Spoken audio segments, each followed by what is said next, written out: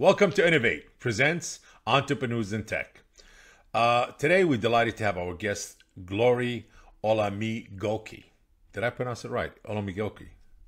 Amazing. Yes, you did, Bob. Who is in Nigeria? Yes, who is in Nigeria, and who is also a product manager of Kuda. Kuda is one of the leading neo-digital banks in Africa. And thank you for joining us today. And please, if you have, you can introduce yourself and provide us with a bit of your, about your insights and about a bit about your backgrounds. All right. Thank you so much, Bob. It's good to be on here and good to share, My pleasure. basically. Okay, so I'm Glory Olamigoke, currently sharing out of Lagos, Nigeria. I actually was born in Nigeria as well, and went through the usual journey as a young boy, primary school, secondary school. That's then university, and then when I actually studied human anatomy, in college or university, which is what we call it in this part of the world. I wanted to be a medical doctor, and so that's what I applied for. But I ended up getting human anatomy. A year later, a year after finish school, I found myself in tech, which is a different story entirely. And from that point onward to now, it's been nearly 7 years. It's just been me utilizing tech to build solutions, build products, and attempt to solve some of the biggest problems we have over here in Nigeria and West Africa and Africa, at large. Interesting. So from being going to school for medical, you dived into tech after you Yes. graduated. And how did you gain the knowledge for tech and software development and all of that? Yeah, so in Nigeria, we have something called NYSC. And what that means is, or what that describes is that when anyone has finished university or college, you will be posted to a state in Nigeria to go serve for a period of 1 year, right? Oh, Um, yes, and it doesn't matter the state you're from, you will be posted somewhere else to go serve in some capacity.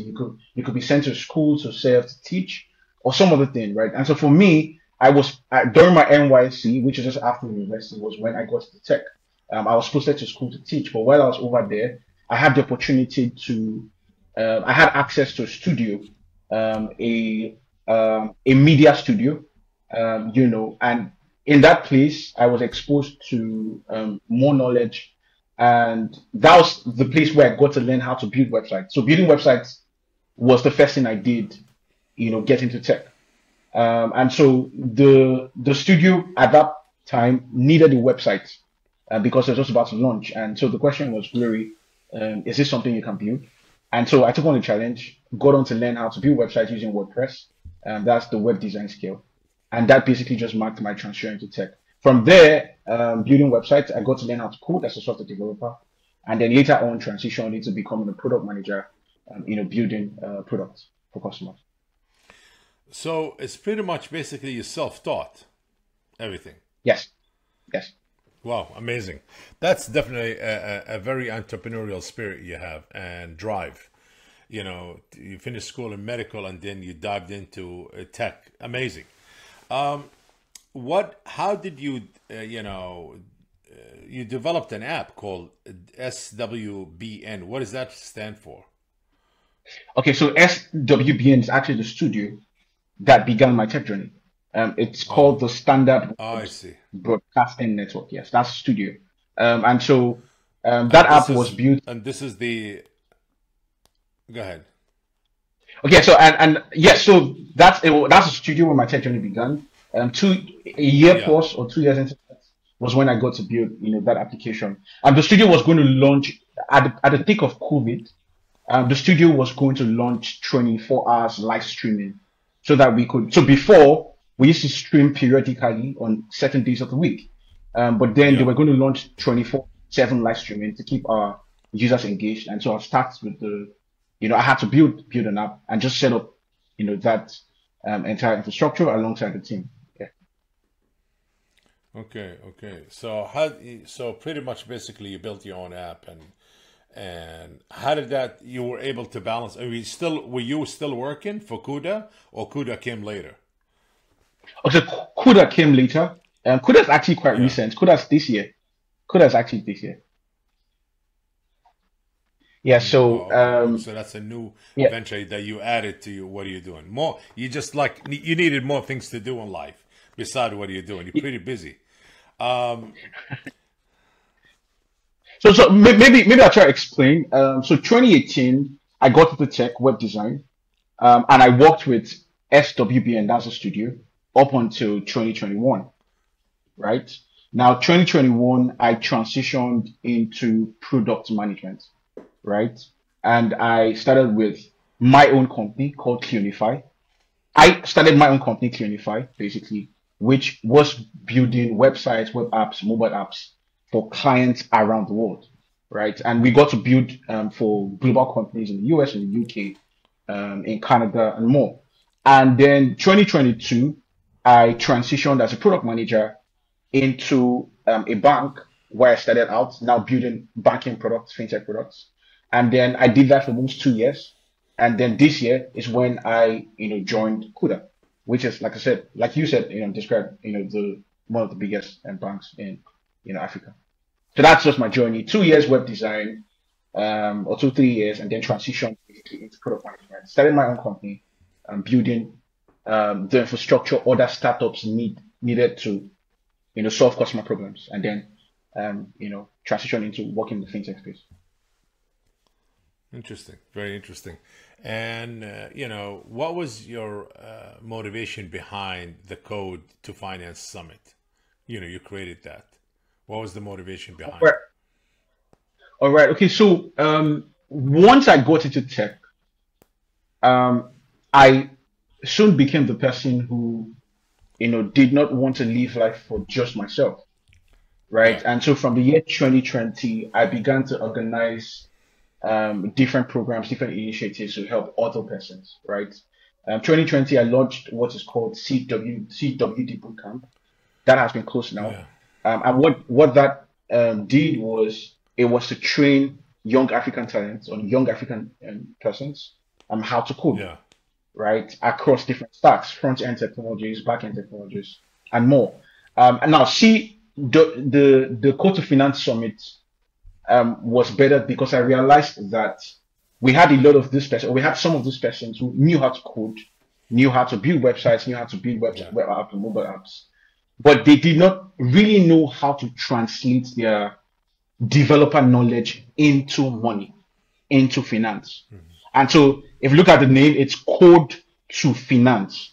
And so what the summit Yes. do was we brought senior developers working for global companies, right, who had considerably been able to earn and grow their earnings in the industry over a while. And so we brought them to share and basically teach how can you as a developer start to earn money from your skill, whether as an entrepreneur who wants to start an agency, like I did eventually, or as somebody who wants to work for a startup, a tech startup, a company. And so that's what the summit was about. I think we had about 500 persons registered from 7 African countries, and it was Nice. the testimonials from the Yes. summit, and a pretty decent, yeah. So that was the Code to Finance Summit. Very interesting. Very interesting. Tell us about the ordering. When you onboard 250 mechanics and secure partnership with leading Carnegie growth plan.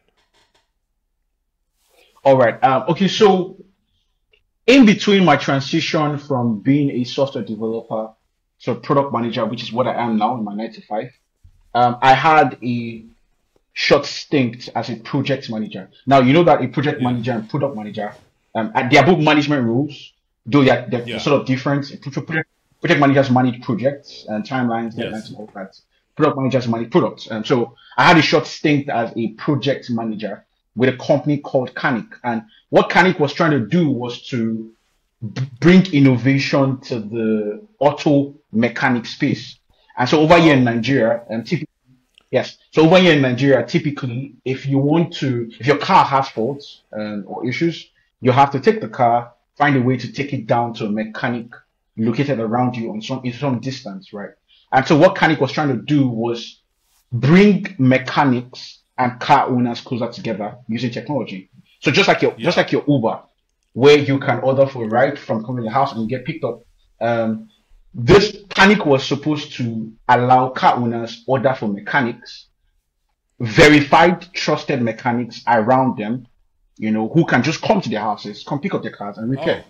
and different Oh. services. Yeah, so I led that project in Lagos, one of the biggest cities or states in Nigeria.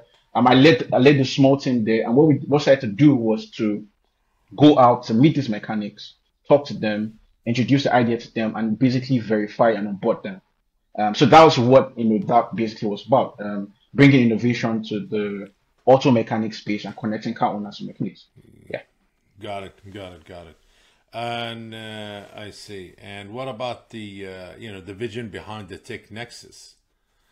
You know, in Africa Yes. and So yes, this is okay. This is something that I would love to talk about a lot.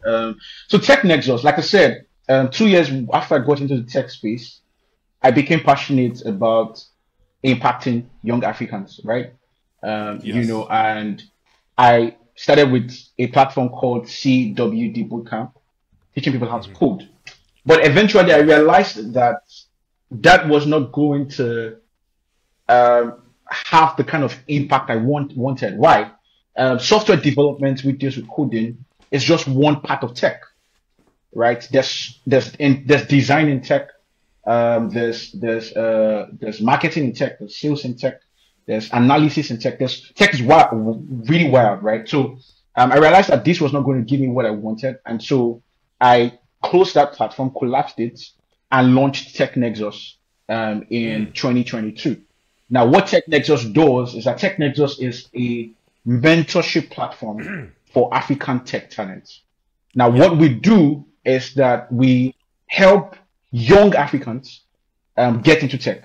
We help them grow their tech skills. We help them launch into amazing careers, right? And we help them just scale their value in tech. Now, when we launched in 2022, we began the initiative or program called Get Into Tech, where Yeah. we helped over 3,000 young Africans get into 12 top career paths in tech, right? So we ran that program for about 3 months, back to back every week. We're bringing experts to show and share roadmaps for how these talents can get into tech. So that's basically what bettered Tech Nexus, and it's been running and growing strong since then. In fact, just last week we wrapped up our apprenticeship program, which basically helped early stage tech talents, develop their portfolios, work on real world projects, and get mentored by senior Uh, talents, globally. We just launched that. We just wrapped that being up actually, last week. Yeah. being in Nigeria, there you must seen a huge flux of tech startups Yes, in we have that Nigeria. growing, yeah. Yes, sure. And Correct. a lot of these tech startups, are they AI focused? Do you see like an increase of new entrepreneurs or, that focusing on the future and what how should I say just a flood of new talent, of new entrepreneurs saying, hey, you know what, or should I say, is Africa becoming a new hub for tech and startups? Yes. So Africa is becoming more and more a big hub for tech startups. Yes. And over the last couple years, 5 to 10 years, we've had amazing companies rise out of Africa. We've had the likes of Paystack, which was bought by Stripe a couple years back for about $300 million. We've had the likes Whoa. of Flutterwave. Play Wow. also, okay. Yeah. We've had the likes of Flutterwave also playing in the fintech space or payment space. That is a unicorn. It's one of the few unicorns we have in Africa. So we have tech startups that are rising and are doing amazing across industries in the health sector, in the financial sector, in the payments, in mobility, in logistics, in education. And now for your question around AI, is AI adoption growing? Do we have AI tech startups growing? Yes, that is also on the rise. I mean, AI basically has come to stay, and we are having more and more of these companies also rising up. A lot of them are still in the early stage, right? Still trying to find product market fit, still trying to grow their market reach, grow user adoption. But we have these companies actually rising up. In fact, Africa is forecasted as the next global tech hub, right? And so that's why Really? there's a lot of programs going on right now to grow the quality of African tech talents, and also grow the quality of tech entrepreneurs, and grow the quality of startups. Interesting, interesting. And do you see a global interest in a lot of these tech AI driven startups that founded by Nigerian African founders? Yes. So there's growing interest. Like I said, a lot of them are probably still in the infant stages. And that's because, I mean, the AI wave is still reaching its peak. Yeah. The whole wave launched with ChatGPT and all of that. So, a lot of companies are starting. So we have two types of AI adoption happening for tech startups in Nigeria and Africa. We have existing companies who are now finding ways to introduce AI into their existing businesses, right? Whether in the fintech space, or the education space. For example, Yes. for some existing education companies, they're currently now using AI to understand their user personalities, and also Yeah. recommend learning paths and learning courses, right? Also have fintech companies using AI as well to understand customer user behavior. How are users spending money, right? How are they withdrawing funds? How are they depositing? And based on that, recommending different investment plans, saving plans for this customers, right? So these are existing companies now integrating AI into their already existing tech infrastructure and products. And then you have the new companies as well that are building AI products from scratch. Now, again, these are just starting off, and based on that trajectory, it's only going to grow and get better in the coming months into years. What obstacles did you have, or to say challenges that you faced when you were building your agency? Huh. Okay, so I would say that one of the biggest obstacles basically was taking the company global, right? Now, let me try and explain what I mean. There's a stereotype, and I like to really emphasize this. There's a stereotype around Africa. There's a stereotype around the country we're from, that's Nigeria, and there's a stigma, around this part of the world, and that's why we're described as third world countries. And so for entrepreneurs or skilled professionals who dare to dream to build something truly global, that stigma basically is a major obstacle. So when I launched my agency, getting customers and clients within Nigeria wasn't too Yeah. difficult. With good marketing, I was able to get companies basically to build websites for them, or build web apps and all that for them. But then a point comes where you are not satisfied anymore with just serving your immediate environment. And so after a while, I began to want to break into the foreign market. I wanted to meet companies based in the US, based in the UK, based in Europe, pitch what we were doing, show our portfolio of what we're building, exciting stuff, and then also get to build with them and partner with them. And so that was difficult initially, but eventually, we were able to break through, and we got to build stuff for clients, maybe through referrals, through some of the marketing.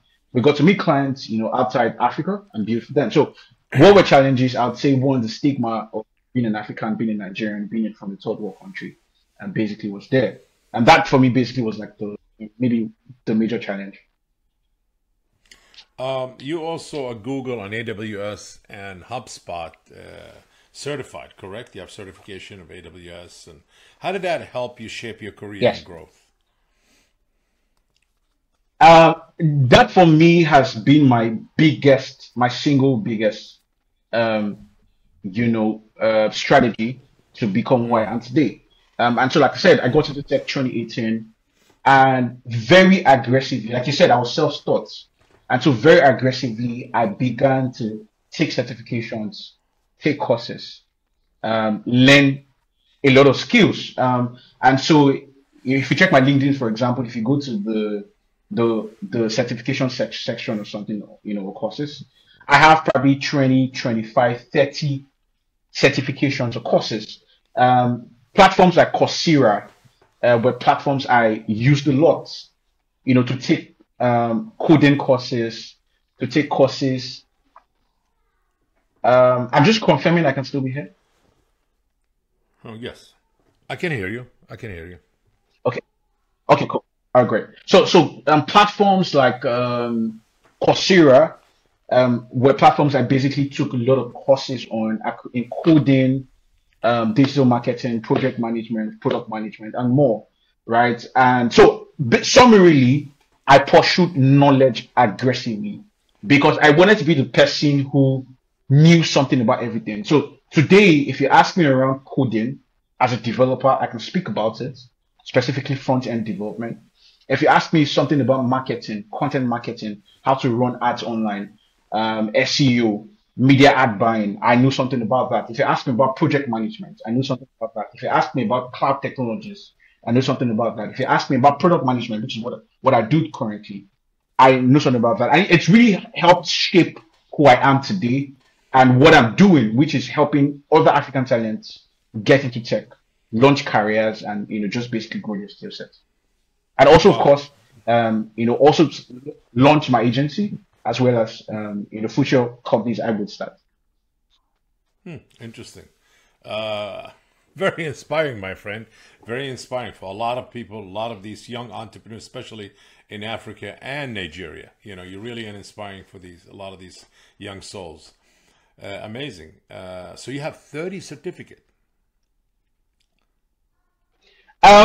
Yes, I'm thinking about maybe 25 to 30 certifications across different points. And yes, so I have Listen, I mean, that across 10 different niches. or Yeah. 10 or 20 certificate is a lot. 10 or 20 certificate is a lot. And you have, 25. Well, That's amazing.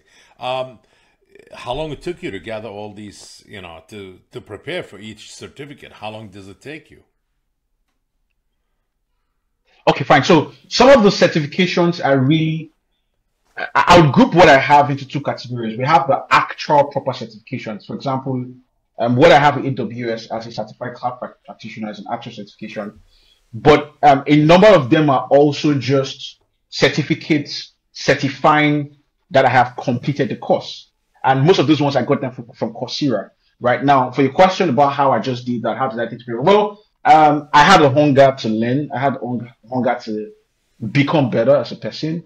And so what I just did was I had sort of a target. Every month, I will take at least one course and try to complete it. Honestly, it wasn't easy because I have been working in the tech space since 2018 when I got into tech. And so I basically had to combine my learning with also working like sort of a 9 to 5. And so I would say it's just basically hunger, just dedication and just become wanting to like, because where I envision myself getting to, I want to be the person that, and I think I'm that person to some extent. When I meet with young tech talents, they're asking a lot of questions. Glory, what about this? Glory, what do I do? Glory, how do I get into this? And I am able to answer those questions because of the knowledge I've been able to gather and some of the practical experience I've also been able to gather building products for about 6+ years. So how did I come about this? I'll just say dedication and just crazy, insane hunger that kept me going. Yeah. Being certified, you think it helped you a lot in your growth and generating extra revenues? I mean, do you feel have so many certificates, it's like made you say, hey, you know what? I could even just do this for full time, giving advice on because I have so many certificates I hold. Yes, right. But really, certificates is just half the story. Um, there's for me, there's two halves to being complete. and somebody who can get to a position where they can consult for Yeah. top tech professionals, top tech startups, and more. There's the certifications, which shows that I have made effort to learn and gain knowledge, and I have successfully done so. And then there's a practical experience where you get to put those certifications to use. And so I would say that the certificates are one half of the coin. The other half basically will be the products I have been able to build, the websites. In my time, basically, with founding Cleanify and what I was doing freelance and founding Cleanify, I basically went on to build maybe 50, 60, 70 websites, right? Web applications as well and mobile apps for clients and Yes. customers. That is experience. For example, WordPress is a platform I first learned, and I'm extremely good with WordPress still today. So that's practical experience. Now, building for all these customers across like various industries is why I can stand today to advise and say, oh, if you want to do X, Y, Z, you want to launch into this industry or this space, go this way, don't go that way. If you go this way, it's likely not to work. So I would say that certifications are one half of the story. The other half of the story is the practical experience as a software developer. And currently as a product manager. As a product manager, coincidentally, I've been able to build products that have reached more customers than what I was doing, even as a software developer.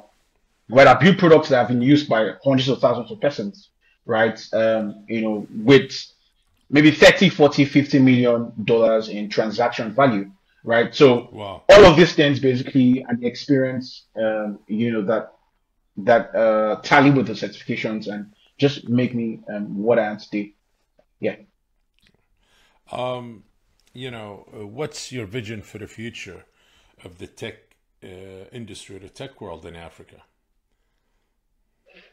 Yes, that's a good question. I'd really, personally, I'd love to see a lot more persons, young Africans, especially Africans in the rural areas. Now, the rural areas in Africa are places typically where we do not have a lot of amenities, basic amenities, power, and some other things, right? Good internet connectivity, access to basic infrastructure. So I'd really love to see a whole lot of young Africans get into the tech space, right? And not just for getting into the tech space reasons, but so that they can become persons who can build solutions to some of Yeah. our biggest problems. Right. So the more quality African talent we can get in, the more potential solutions we can have built.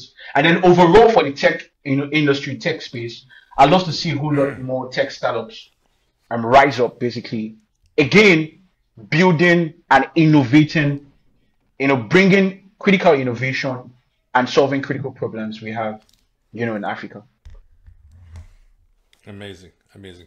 Any advice for some of these young entrepreneurs who wants to carve their path into the tech industry in Africa and especially in Nigeria? And some of the people who's going to watch this episode and be inspired by your story and your journey say, hey, if he did it, I could do it. So what's your advice? My advice will be first, do not be in a hurry. You need to learn. You need knowledge, right? And so Yes. take your time to learn. If you have some innovative idea, for example, about how to improve or build solution or have how to create solutions in the financial space or payment space or educational space, you need to gather knowledge. So do not be in a hurry. Put your head down, learn, right? Something else that has proved critical for me especially most recently, has been mentorship. Talking to senior colleagues in the industry, talking to senior entrepreneurs who have built million-dollar Yes. companies. So you need to talk to persons who have done what you've done, learn from them. Yes. They probably have some failures. Those failures basically will also help you not fail or not fail as much because sometimes failing is also good because it helps you learn and it helps also prepares you for success. So put your head down, learn, gain knowledge, seek mentorship, as well. And when you have these components, launch out basically. And the African space, like the Nigerian, West African space, requires doggedness, right? Especially times when maybe the government policies always fluctuate, or maybe are not as favorable to entrepreneurs. So you need to be dogged, you need to believe in your idea, and you need to just keep pushing. A lot of things will be thrown at you. Government policies will change, government regulations will change, compliance, requirements will change. Inflation will come. A whole lot of things will go on basically, but you need to be dogged basically, and that being dogged is basically how you build like a million, dollar or billion-dollar company. So yeah, that's what I would say on advice. Amazing. What's next for you, and what's next for your agency? All right. Okay. So for me, right, what's next for my platform, which is Tech Nexus Africa, is that this year basically we've grown to a community of nearly 6,000 African tech talents across multiple countries in Africa and even outside Africa. And what we've been doing basically is that we've been helping these talents through we have group mentorship sessions monthly where we bring experts to come share around key topics in tech. And we've brought experts from Spotify and from some of the global companies to come speak. We have our apprenticeship program where we pair young mentees with senior mentors, and they get to be mentored, receive expert guidance for 8 weeks, and they also work on a capstone, a major project where they get to stretch their skills and grow their skills. And so, what next? 2025, we intend to 10x what we're doing, right? Reach 10,000 to 20,000 more African young talents, get them in basically, and just help them in the ways we can through these initiatives and programs to just grow their tech skills and also get into tech. We do all of this with a mindset, and that is so that we can raise as many solutions providers. So we're not trying to raise persons who will just learn these skills and use to make money for themselves, but persons who would use these skills to build solutions, that will solve a problem. So that's what next steps look like. 2025, we'll 10x what we're doing and just reach more African talents, and get them in. Amazing, really amazing, very inspiring, Glory, really inspiring. It was definitely a pleasure having you here today. I want to thank you for joining us on Innovate Presents Entrepreneurs in Tech. Be sure to connect with us on social media. Until next time, keep innovating like Glory is doing it in Africa, and stay curious and adapt more knowledge. Feeding the mind is an important thing. And look at him, from medical to tech, he's becoming a tech guru and an entrepreneur. So definitely Glory is one person who thinks out of the box, and you can definitely get far with that. Best of luck to you, my friend. Thank you for coming to the show, and take care. Thank you so much. Yeah. My pleasure.